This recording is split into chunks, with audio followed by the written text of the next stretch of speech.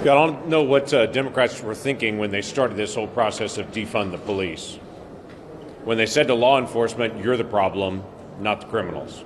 When they said to people that are committing small crimes to say, we'll just look the other way and consider that you just had a tough upbringing and so we're not going to pay attention to that and assume nothing else happens. I don't know what they expected when they launched out sanctuary cities and said if individuals that are illegally present in the country, if they come to the United States, we're just going to look the other way and allow those individuals to stay in the country even though they commit crime after crime after crime. Literally across the street from this Capitol building is Union Station, where just this week a person illegally present in the country painted swastikas all over Union Station, but ICE didn't deport him because D.C. is a sanctuary city and they weren't getting turned over. We have a serious problem with just basic law enforcement in this country. That right now this administration is trying to handcuff law enforcement and release criminals. We're doing exactly the wrong thing time after time after time.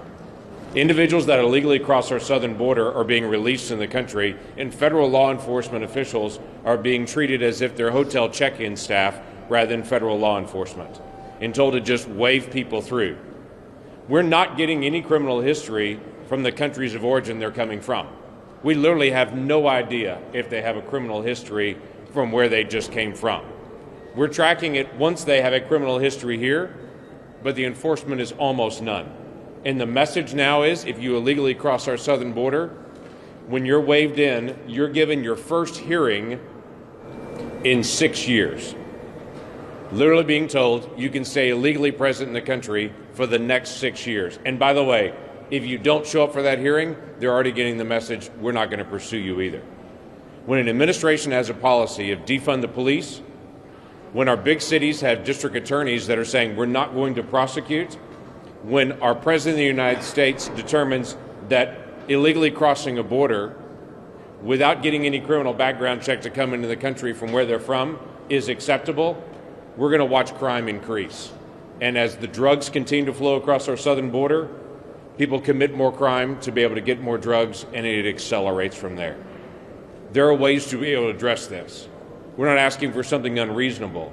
Our families and our communities demand that someone stands up for those victims, not those that are actually causing the harm to the victims.